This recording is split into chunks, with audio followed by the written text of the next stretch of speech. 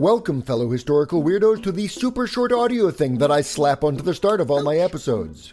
I'm recording this one during the last months of 2023, and Season 2 is officially underway! Season 2 promises to be just as commercial-free as Season 1, which means that if you want to support this show's continued existence, please consider becoming a patron of Past Peculiarity in exchange for a teeny monthly fee. Doing so will earn you your very own certified historical weirdo plastic medallion. Designed and 3D printed right here in the USA in an actual historian's living room, these medallions are collector's items and are shaped like actual circles. Run a pencil around the edge and draw as many chariot wheels, top-down views of grain silos, closed-mouth Pac-Mans, or outside of yin-yangs as you'd like. And they come with an actual paper certificate with your actual name on it. Go to findyourselfinhistory.com/sponsors to learn more. Subscriptions can be canceled at any time, but medallion and certificate are yours for life and to bequeath to future generations of confused descendants. Thanks, and I hope you enjoy the episode.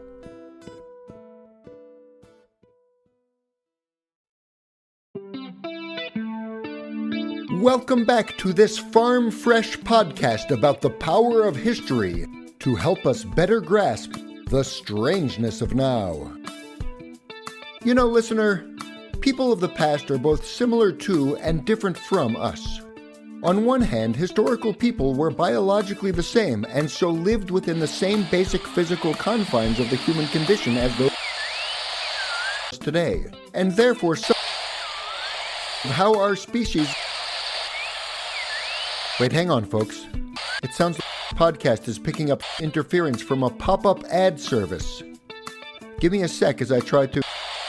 18 superfruits that will shield your body from free radicals and spice up your love life. Number 8 will astonish and delight your brain. Click here for details. Sorry, I got my signal back. Not sure what happened there. So let's get back to human condition. I went from flab to fab by eating nothing but acai berries and this secret fruit-based ingredient. Click here for this closely guarded formula that elites at Harvard Medical School and NASA are trying to keep for themselves. Is what philosophers of history call the hermeneutics of suspicion, which refers to... Wait, it says the pop-ups broke in again? Hang on, let me check my security settings. Alright, refresh pop-up blocker. Got it. Okay, I think I found the issue. We shouldn't get any more interruptions. Wrinkled skin, fatigue, hair loss, stinky elbows. The culprit is malignotoxins, poisons that build up in your cellular residues where they fester and interfere with your happiness centers. Our exclusive blend of quandongs, snake fruit, and powdered bush tomatoes instantly dissolves malignotoxins on contact. Order now and rejuvenate your best inner you. Which is probably the most important thing about history that you'll ever learn in your life, so I hope you were taking careful notes. No. Don't tell me it took over my feed again! Alright, I'm through messing around. I've just upgraded my pop-up blocker to a double platinum license. It's expensive, but it should stop those interruptions once and for all. And it's worth it, because I loathe pop-up ads. And I especially dislike those kinds of campaigns that you just heard breaking into my show. Every few years it feels like there's some new set of tropical fruits that get rediscovered and touted as the next big superfood, supposedly full of nutrition and possessing near miraculous healing properties. But you know what? Those kinds of ads are yet another reason that knowing something about history is really important. With a little historical perspective, you learn that some of these palatable plant products have been well known for thousands of years.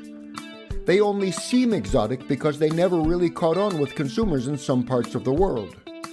Fruit sellers hope that by relabeling them, they can push into new markets and make them into the next big thing. At the same time, when you investigate evidence from the past, you learn that some fruits that are now common were once new. And strange. Take, for example, the humble banana. Not that long ago, only people living in the hot places where bananas actually grow could find these curvaceous, crescent-shaped creature comforts for sale nearby. But as we'll investigate today, a number of different converging global trends led to a lucrative trade in bananas that would come to shape the late 19th and early 20th centuries in multiple, surprising ways. And sure, I know that you may have just been trying to have something nutritious to slice up into your sugar oat crunchums without your new favorite podcaster trying to turn it into a whole big thing. But I promise you it's going to be fine. I'm a professional historian and I'm trained to help people like you through situations exactly like this one. My name is Doug Sofer and I'm a weirdo, just like you.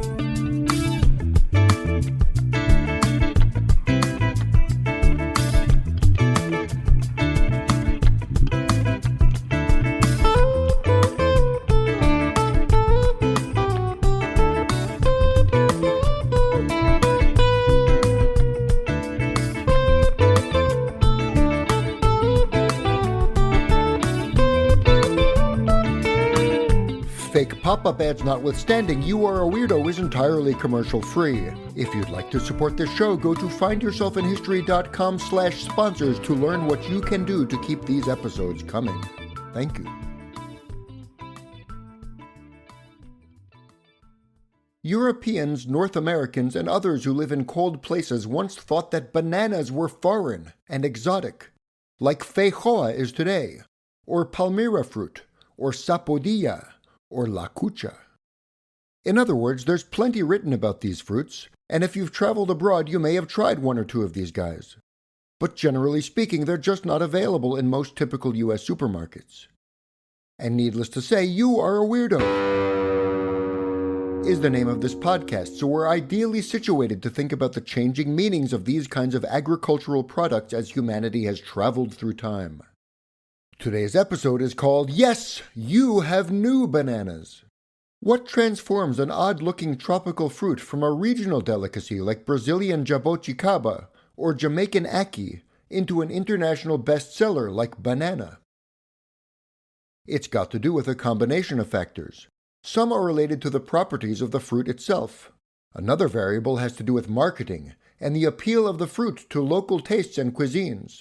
Still other issues include technologies of transportation, distribution, and retailing, and how long a fruit can be stored before getting rotten and stanky. And finally, the story of the banana also has something to do with international politics and military muscle flexing during the second half of the 19th century.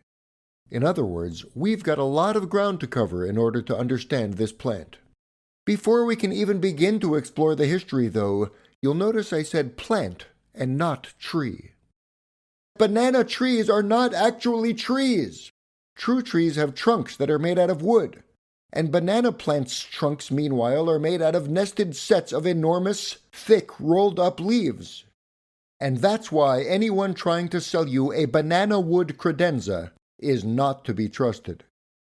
Ancestors of modern banana non-trees originally come from places like the modern island nations of Papua New Guinea, Indonesia, Malaysia, the Philippines, the Southeast Asian peninsula countries of Vietnam, Thailand, Cambodia, and Laos, and the east coast of India and the southern portions of China. If you've been paying attention to previous episodes of this podcast, and you should have been, you'll recognize these places as being smack dab in the middle of the world's most important trade basin, the Indian Ocean, the region that first traded tea and sugar and all kinds of other good things too.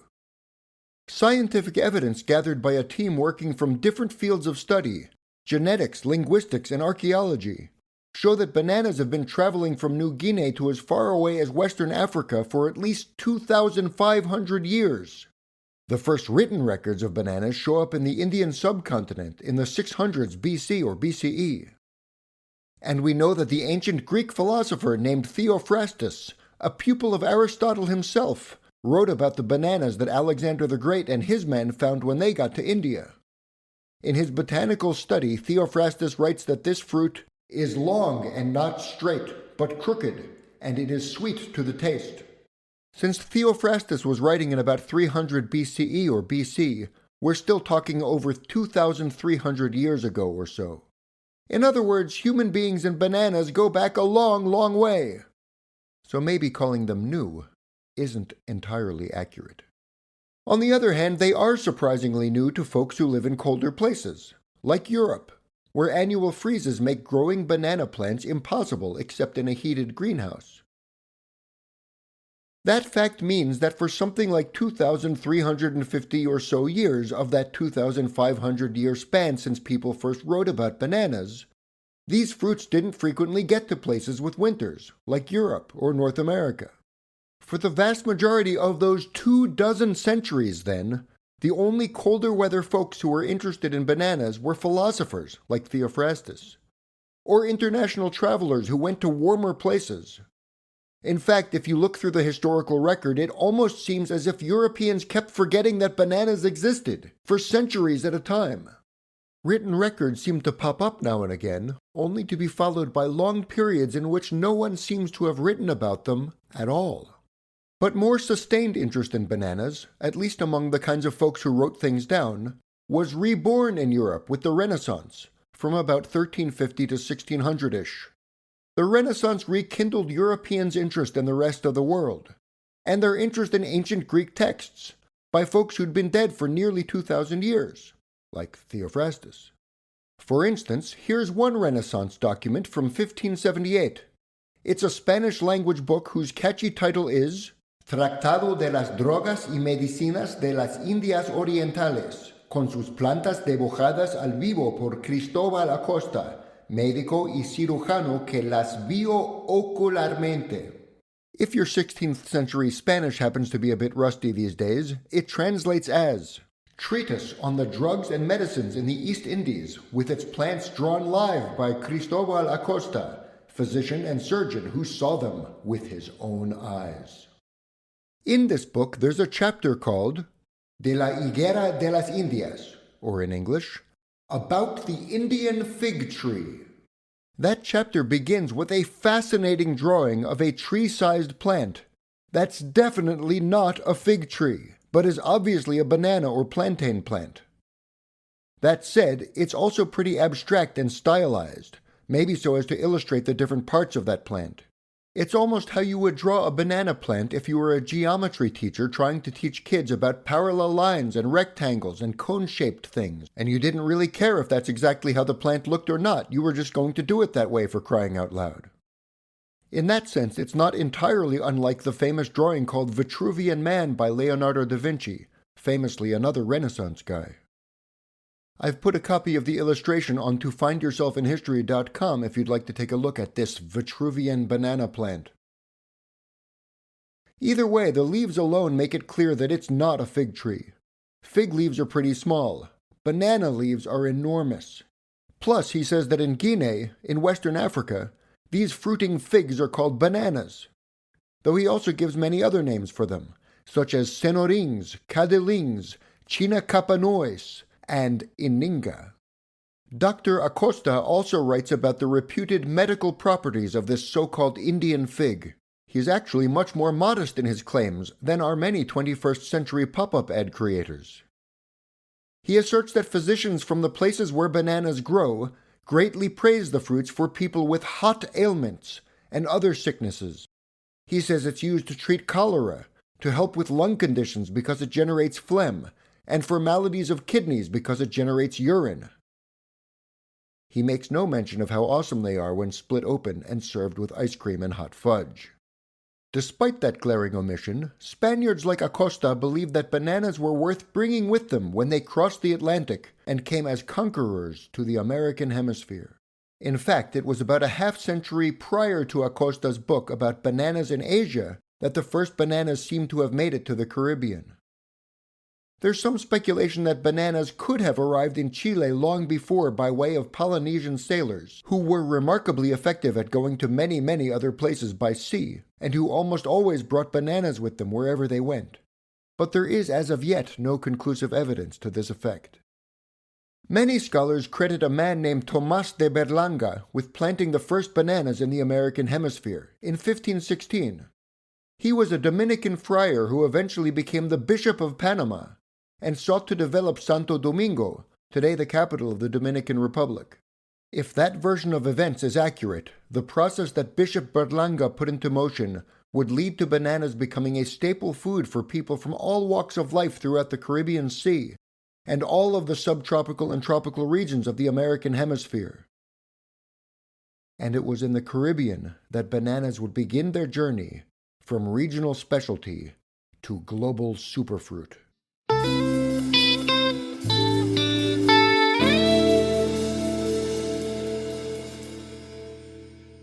English and French speakers didn't have much to add to the banana question until they began conquering Caribbean colonies of their own. That process didn't begin until after 1627, more than a full century since Bishop Berlanga started planting bananas. When they did encounter these unusual plant foods, French and English authors wrote about the fruits as if they were novelties, like they were encountering them for the first time. A book from 1658, for example, written by a Huguenot minister, a French Calvinist Protestant, named Charles de Rochefort, mentions these curious plants in a book about the natural and moral history of the Caribbean. A few years later, an English author translated Rochefort's book into his own language and called it The History of the Caribbee Islands. That's spelled Caribby. Observations in the book include such fun banana facts as this description of a banana plant. Their stalks, which are of a green color, shining, spongious, and very full of water, shoot out of a great onion. Rochefort is referring to the giant bulb of roots at the bottom of the plant. That does, in fact, look sort of like a giant onion. He also points out that, which way soever their fruit be cut when it is come to maturity, the meat of them which is white as snow represents in the middle the form of a crucifix, especially when it is cut in thin slices. Hence the Spaniards are so superstitious as to think it a kind of mortal sin to use the knife about it, and are scandalized to see anything employed about it but the teeth. I didn't find any other confirmation of Rochefort's observation about Spaniards refusing to cut bananas with knives. But the claim brings up one of the strangest historical facts about bananas. These innocent fruits become almost weaponized at different points in time as a way to belittle people who live in warmer climates, like the Caribbean. Many of these banana-related insults originate from past scholars. For example, the French scientist and natural philosopher named Georges-Louis Leclerc Comte de Buffon, Buffon, who lived from 1707 to 1788, constructed multiple overtly insulting arguments based on an idea that warm climates allegedly produce lazy, uncivilized people who are incapable of controlling their passions.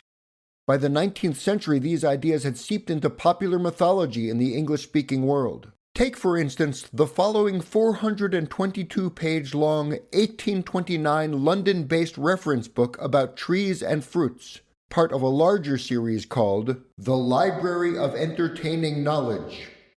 This volume argues that bananas are such good food products and so easy to grow that they ruin the people of warm climates who live where these bounteous bananas blossom. It claims that people who rely on bananas for their daily bread are doomed to live their lives in an uncivilized state. Bananas are so plentiful, they'll prevent people from developing a work ethic. They'll become lazy and immoral.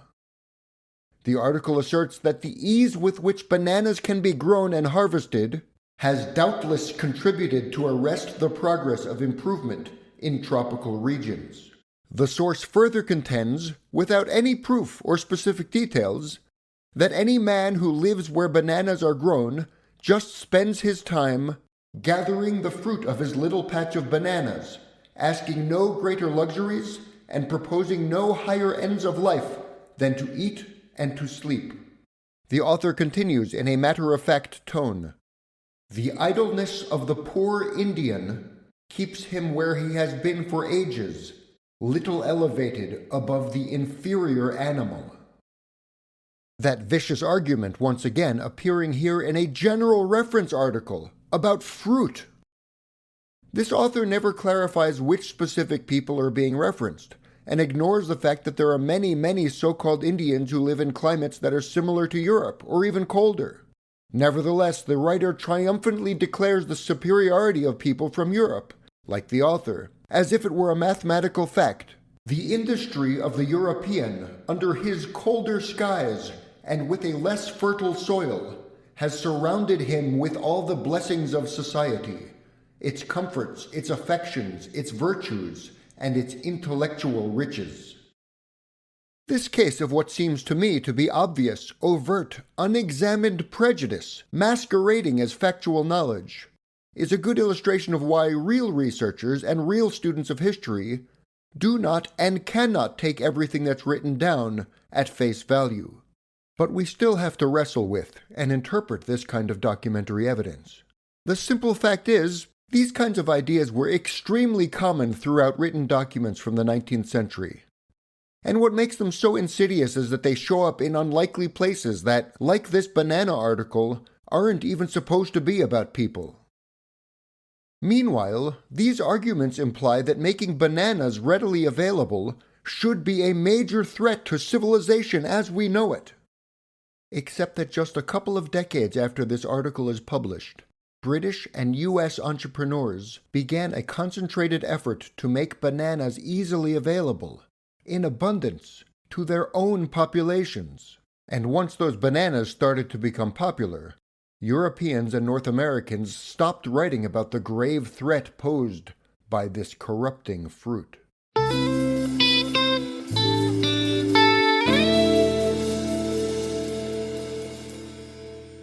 I'm looking on my computer screen at a digital copy of a New York Times article from April 1852. The headline simply reads, West Indies. The article is just a bunch of short assorted news updates coming from newspapers from the British-controlled colonies in the Caribbean, that is to say, the British West Indies. Buried about halfway through this article is a short paragraph talking about recent news from Demerara, a district in what was then the British colony of British Guyana. That's today's country of Guyana on the northern coast of South America. Quoting a colonial Guyanese newspaper, the Times article reads, A gentleman in that colony had dried the banana and produced an article superior to prunes in taste, color, and flavor. Whoa, superior to prunes, you say? Yes, you heard that right. Dried banana. Banana jerky. Banazans. Wait, why would anyone in their right mind dehydrate bananas? As it turns out, before climate-controlled shipping technologies, tropical fruits spoiled very quickly in the cargo holds of ships. In the 1850s, ships were slow even by later 19th century standards. To get from British Guyana to England on 1852's fastest merchant ships could still take a couple of months. Even to get across the Caribbean from British Guyana to northern ports in the United States could take weeks. By the time your ship full of undehydrated banana arrives, you'd have a cargo hold full of fruit fly swarms and moldy banana mush instead of the golden, crescent-shaped deliciousness you'd intended to sell. But a number of forces came together in the late 1860s and beyond. These factors would change the nature of breakfast forever, and also the world. The quick rundown of these convergent historical happenings goes like this. Hang on, because it's at least 10 concurrent things. Ready? Let's go. Number 1, industrialization. Business people in Britain, France, Germany, the United States, Japan, and some other places too, built more factories and mass-produced more products than ever. Number 2, urbanization. Lots of people came to work in those factories from farming areas, leading to fast growth of cities all over the United States and the rest of the industrialized world. Number 3, creation of trusts. Some industrialists tried to corner their markets to dominate their industries. They eventually created what we call trusts, monopolies on many different goods and services like oil, railroads, even food products like canned and other kinds of meat, and as we'll see in a little bit, tropical fruits too. Number 4, push to find new raw materials. Factory owners and the governments that supported them became increasingly interested in other parts of the world for raw materials, especially the tropics. Number 5, more inventing. Science and technology became increasingly important for those factory owners. Inventors became celebrities in their own right during this new era. Number 6, interest in tropical plants. Joining in the tech nerddom, botanists and chemists became even more interested in the properties of natural products from around the globe. Number 7. New military technologies. Chemists learned new ways to blow things up, leading to fast-paced military innovations. Number 8. New transportation and communication technologies. Steamships, trains, telegraphs, and eventually cars, planes, telephones, and radios all sped up connections between people. Number 9. Empire building. Bigger, faster steamships, in addition to new ways to blow things up, led to gunships and other related technologies. Those in turn led to military muscle flexing and empire building around the globe, especially in the tropics. And finally, number 10. Consumer interest in tropical products. Consumers in cities encountered delicious tropical products like bananas, pineapples, and oranges. Demand rose for these products, along with a desire for other equally exciting plant-based products. From Asian opium, for example, chemists synthesized morphine and heroin. From Andean coca leaves, they synthesized cocaine. That's 10 huge historical trends, all happening in the same span of decades, from the 1870s through the 1910s and beyond. I'll put these up on findyourselfinhistory.com if you missed one, or, say, all 10 of them. These 10 things didn't happen all at once, but they reinforced one another and led to all kinds of large consequences, including, for the first time, the availability of tropical products in surprising places. I'm now looking at a second New York Times article. This one's from 1865, just a dozen years after that British gentleman had proposed his clever plan to sell prunanas. This headline reads, "The Tropical Fruit Trade, Where Bananas, Pineapples, and Oranges Come From." It begins by describing what had recently become normal for 1865 New York City, detailing how many Times readers have seen impromptu fruit stands set up at the Fulton Ferry dock. The article also explains how most people don't even know where the fruit comes from. It reports that the boats that bring in these new fruits are mostly British vessels and not at all regular traders, and that it is astonishing how much waste ensues from the fruit decaying while in transit for this port, whole cargoes sometimes being lost. In the very next year, another New York Times piece demonstrates that the fruit trade had ramped up. This 1866 article begins, "The market is now glutted with tropical fruits of all kinds." It explains that there are now 2 large markets lying upon the river that sell these so-called foreign fruits.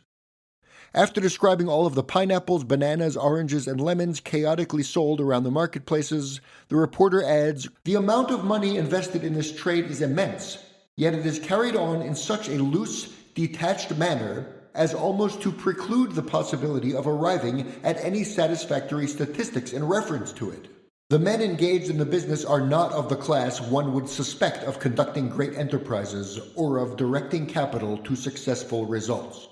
The Times speaks a bit about the variety of dealers of these fruits as well as their extremely high prices. Merchants in 1866 would buy a single bunch of bananas for about 50 cents. That's the equivalent of about $8 today.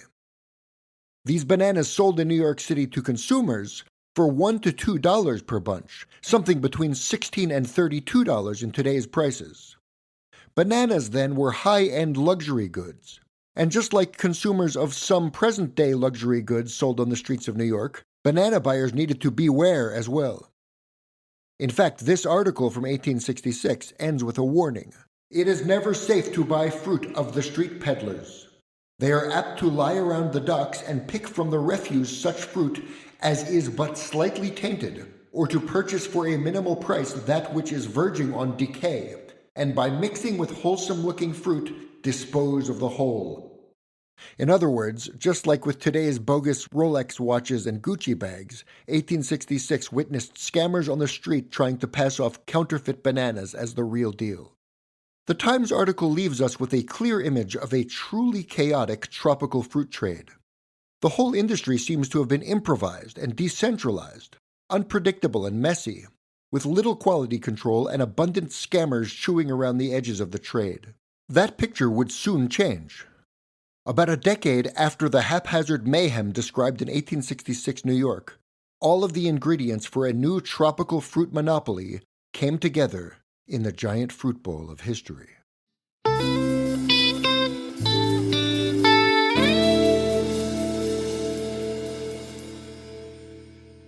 After the 1870s, multiple U.S. entrepreneurs assembled fleets of faster-than-ever steamships, pushing out competitors with slower vessels.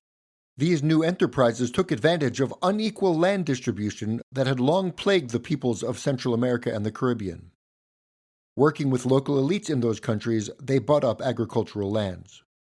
Increasingly aggressive U.S. foreign policy in the Caribbean and Central America supported that trend, rewarding pro-business governments, including many brutal dictatorships, and acting threateningly towards those who would not play ball.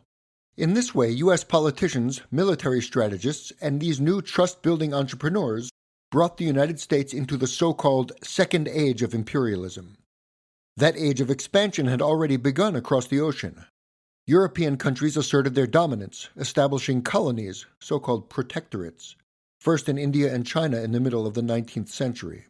Decades later, following a conference in Berlin in 1885, representatives from multiple Western European governments agreed on new rules for dividing up the continent of Africa amongst themselves. By 1914, almost the entire continent of Africa, with the exception of Ethiopia and Liberia, had been taken over by European colonizers. As the late 19th century progressed, U.S. policy in Central America and the Caribbean reflected the same combination of military and political expansion. The record is not subtle.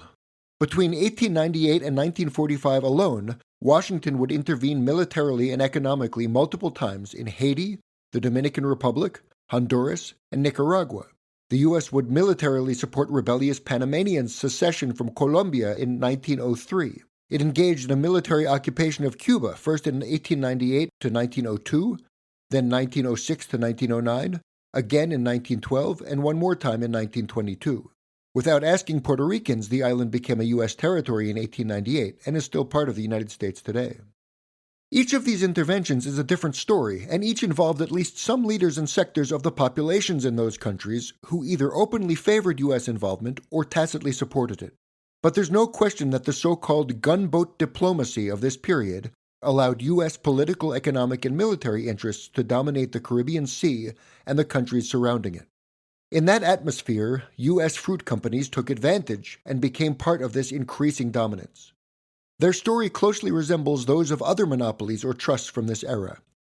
In the 1870s and 1880s, the most efficiently run, best equipped, or richest fruit-growing, fruit-transporting, and fruit-selling companies pushed smaller, more disorganized firms out of business. By 1899, all of the biggest companies merged into a single enormous trust called the United Fruit Company. That company's influence would shape many Central American and Caribbean countries. In multiple cases, the companies supported dictators who granted the fruit company special legal and tax exemptions in order to operate. That dynamic would eventually lead to political and labor unrest, followed by government oppression of labor organizers and suppression of popular political movements. Yet the United Fruit Company's own marketing campaign offers a very different version of the company's role in the region. In 1922, the company printed a booklet called The Story of the Banana. It describes the many gifts that the banana industry brought to the countries under its influence. It explains, the United Fruit Company has expended over $200 million towards the development of the Latin American countries where it does business, and has been, and is, a most potent factor in the extensive commercial relations of the United States with these countries. Yet much of this little book is not just about the company's self-reported benevolence. It's also about how enormous and powerful and diversified this business juggernaut had become since its humble origins in the 1870s. They boast of having shipped 230 million bunches of bananas to the United States alone, owning 1.5 million acres of land in Central America and the Caribbean, operating 1,200 miles of railroad, 3,500 miles of telephone and telegraph cable, installing electricity, public lighting, and sewage facilities. They report not only having built hospitals and water treatment facilities, but also a large fleet of ships to carry not only bananas, but also passengers, many in luxury accommodations, throughout the Caribbean basin. They called it the Great White Fleet. United Fruit also took new refrigeration technologies that had transformed the meat industry and created refrigerated cargo ships that could carry its cargoes further without nearly as much spoilage. From U.S. coastal ports, it distributed bananas, sugar, cocoa, coconuts, and citrus fruits by rail throughout the interior of the United States. People living in landlocked states whose parents' generation never could have imagined that they would ever taste a banana, who had only heard about these strange luxury foods by reading about them, could now slice them up and put them in their cereal. And this entire enormous enterprise, with its tentacles in almost every imaginable facet related to tropical agriculture, transportation, and sale, which played an outsized role in the politics, economics, and even military interventions in Central America and the Caribbean. All of that came about by turning what had once been a weird, curvy yellow fruit into something normal, something that all of us weirdos take for granted today.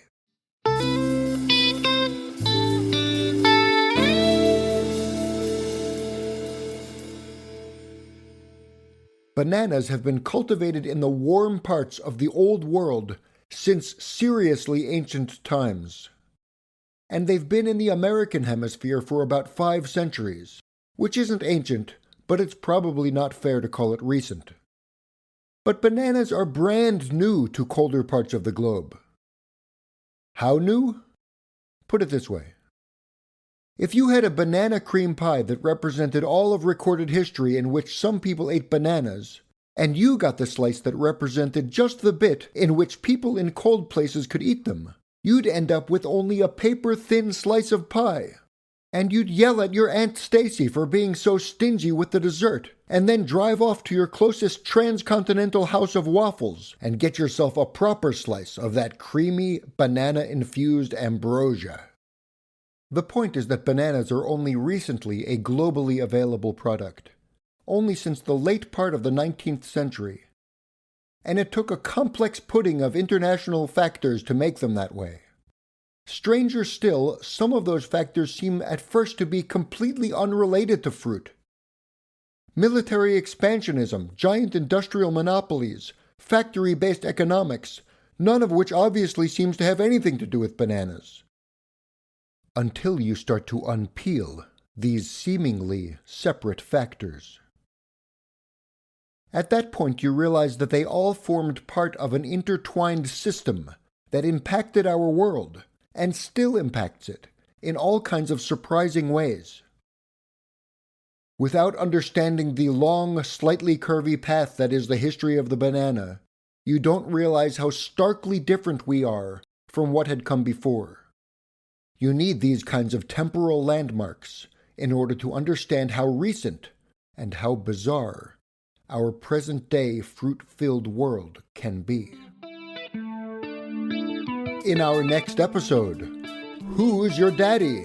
Used to determine who you are. In most places and times in the past, whether you were allowed to legally speak in public, or wear certain clothing, or eat certain foods, or do, say, read, or even think out loud about all kinds of things, depended on who your parents were. A world in which your prestige and your birth status determine who you are is what's called a society of orders. But as a person of the present, you are disorderly. Stay tuned. You can find references to the historical sources, audio clips, and other awesome things used for this and other episodes at findyourselfinhistory.com. Special thanks to my colleague at Maryville College, Andrew Irvin, for providing me with an authentic Aussie voice for one of my pop-up ads. I obviously work at a cool place. That's Maryville College in the Great Smoky Mountains. Every day unexpected. Learn more at maryvillecollege.edu. Opinions expressed in this podcast are mine alone and do not necessarily reflect Maryville College, its administrators, faculty, staff, students, board of directors, or people who accidentally wandered onto campus looking for the nearest transcontinental house of waffles so that they could buy a slice of banana cream pie. This podcast episode was researched, written, edited, recorded, and mixed by Doug Sofer. All materials are copyright 2023 Doug Sofer. The theme song was written and performed by Doug Sofer with Matt Trimbley on rhythm guitar. Find more about Matt at trimbley.com. Thank you for listening.